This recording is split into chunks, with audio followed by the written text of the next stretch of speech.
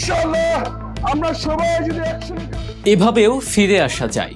যেভাবে মহাসমারোহে তিনি রাজনীতির ময়দানে নামবেন তা হয়তো কেউ কল্পনাও করেনি। দীর্ঘ 8 বছরের এক অন্ধকার অধ্যায় শেষে ফিরে আসা এক মানুষ, যার পরিচয় শুধু একজন আইনজীবী নয়, যার পরিচয় এক বিতর্কিত কিন্তু ক্ষমতাধর পিতার সন্তান হিসেবে, যার নিজের জীবনের গল্প যে কোনো থ্রিলার সিনেমাকে হার মানায়। তিনি ব্যারিস্টার মীর আহমদ বিন কাসেম আরমান।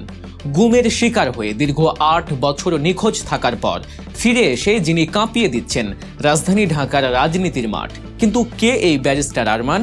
কেন তাকে নিয়ে এত আলোচনা?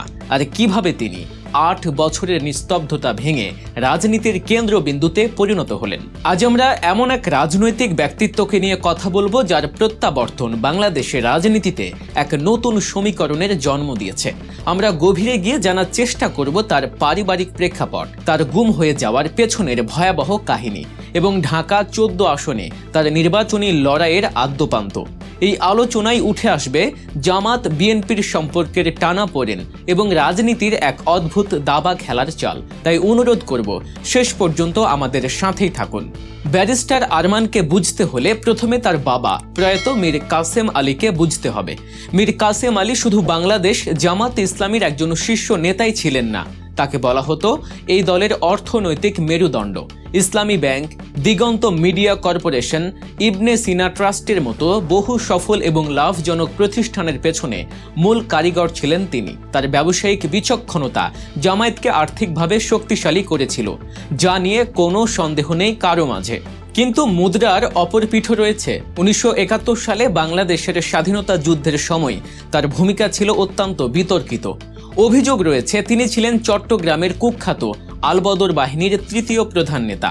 এই বাহিনীর বিরুদ্ধে বুদ্ধিজীবী হত্যা, নির্যাতন সহ মানবতা বিরোধী অপরাধের গুরুতর অভিযোগ ওঠে। আর সেই দায়ে বাংলাদেশের আন্তর্জাতিক অপরাধ ট্রাইব্যুনাল তাকে মৃত্যুদণ্ড প্রদান করে।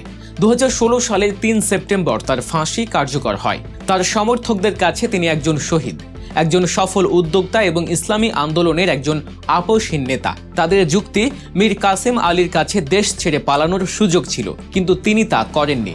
সৌদি আরব থেকে ফিরে এসে তিনি আদালতের রায় মাথা পেতে নিয়েছিলেন এবং হাসি মুখে ফাঁসির মঞ্চেও গিয়েছিলেন। তার এই মৃত্যুবরণী তাকে তার অনুসারীদের কাছে এক কিংবদন্তিতে পরিণত করেছে। আর এই কিংবদন্তি পিতার পুত্রই হলেন ব্যারিস্টার আরমান। বাবার আদর্শকে ধারণ করে তিনি এগিয়ে যাচ্ছিলেন, কিন্তু তার জীবনে নেমে আসে এক ভয়াবহ বিপর্যয়। দিনটি ছিল 2016 সালের 9 আগস্ট। বাবার ফাঁসির রায়ের চূড়ান্ত প্রক্রিয়া চলছে। ঠিক সেই সময় মধ্যরাতে ঢাকার মিরপুর DOHS এর বাসা থেকে ব্যারিস্টার আরমানকে তুলে নিয়ে যাওয়া হয়। তার স্ত্রী, বোন এবং অবুজ 2 শিশু সন্তানের সামনে থেকেই আইন শৃঙ্খলা রক্ষাকারী বাহিনীর পরিচয়ে একদল লোক তাকে একটি সাদা মাইক্রোবাসে তুলে নিয়ে যায়। এরপর শুধুই নিস্তব্ধতা। কেটে যায় 1টি, 2টি, 3টি, এভাবে প্রায় 8টি বছর। এই দীর্ঘ সময়ে তার পরিবার জানতেও পারেনি তিনি বেঁচে আছেন নাকি মরে গেছেন। এই সময়টাকেই বলা হয় আয়নাঘরের জীবন। সম্প্রতি গুম থেকে ফিরে এসে তিনি যে জবানবন্দি দিয়েছেন তা শুনলে গায়ের লোম দাঁড়িয়ে যায়। তাকে রাখা হয়েছিল স্যাঁতসেঁতে ইঁদুর আর তেলাপোকার রাজত্বে ভরা এক অন্ধকার কুঠুরিতে। দিনের বেলায় সামনে আর রাতে পেছনে হাত করা পরিয়ে রাখা হতো। দিনের পর দিন, মাসের পর মাস বাইরের পৃথিবীর কোনো আলো তিনি দেখেননি। পাশের ঘর থেকে ভেসে আসতো অন্য বন্দীদের আর্তনাদ আর কান্নার আওয়াজ, যা তাকে মানসিকভাবে আরও বিপর্যস্ত করে তুলত। তাকে হত্যার পরিকল্পনাও করা হয়েছিল, কিন্তু এক কর্মকর্তার আকস্মিক মৃত্যুতে সেই পরিকল্পনা ভেস্তে যায়। একবার ভাবুন তো, একজন টকবগে তরুণ আইনজীবী যার সামনে ছিল উজ্জ্বল ভবিষ্যৎ, তাকে প্রায় 3000 দিন একাকী একটি অন্ধকার ঘরে কাটাতে হয়েছে। এই দুঃসহ যন্ত্রণা নিয়েই তিনি ফিরে এসেছেন। ফিরে এসেই তিনি প্রমাণ করেছেন তিনি দমে যাওয়ার পাত্র নন। বাবা রেখে যাওয়া কোটি কোটি টাকার সম্পদ বিদেশে নিয়ে বিলাসী জীবনযাপনের পরিবর্তে তিনি বেছে নিয়েছেন রাজনীতির কণ্টকাকীর্ণ পথ। তার স্পষ্ট ঘোষণা, মরতে হলে দেশের মাটিতেই মরব, দেশের তরে, ইসলামের তরে আবারও আয়নাঘরে যেতে হলে যাব। এই ঘোষণার পরে হাজার হাজার মোটরসাইকেলের বহর আর লক্ষ মানুষের স্লোগানে তিনি নেমে পড়েছেন ঢাকা 14 আসনের নির্বাচনী প্রচারে। যে আসনটি গঠিত হয়েছে মিরপুর, দারুসালাম, শাহ আলী থানা ও সাভারের কাউন্দিয়া ইউনিয়ন নিয়ে। এই এলাকাটি মীর কাসেম আলী জন্মস্থান এবং জামায়াতের শক্তিশালী ঘাঁটি হিসেবে পরিচিত।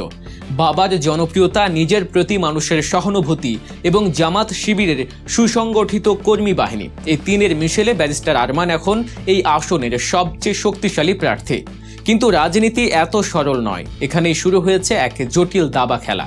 আরমানের এই অপ্রতিরোধ্য জনপ্রিয়তাকে রুখতে তার প্রধান প্রতিপক্ষ বিএনপি এক অবিশ্বাস্য চাল দিয়েছে। বিএনপি ঢাকা 14 আসনে তাদের প্রার্থী হিসেবে মনোনয়ন দিয়েছে সানজিদা ইসলাম তুলিকে। কে এই তুলি? তিনি মায়ের ডাক নামে একটি সংগঠনের সমন্বয়ক। এই সংগঠনটি গুমের শিকার পরিবারদের অধিকার নিয়ে কাজ করে।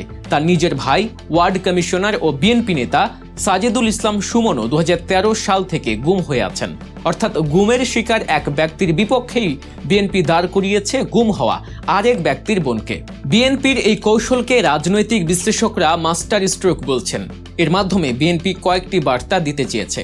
প্রথমত, তারা আরমানের প্রতি যে সহানুভূতির ভোট, সেটিকে ভাগ করে দিতে চায়। এখন ভোটারদের সামনে দুজনেই ভুক্তভোগী। দ্বিতীয়ত, বিএনপি নিজেদেরকে মানবাধিকার ও গুম বিরোধী রাজনীতির প্রধান ধারক হিসেবে প্রতিষ্ঠা করতে চায়।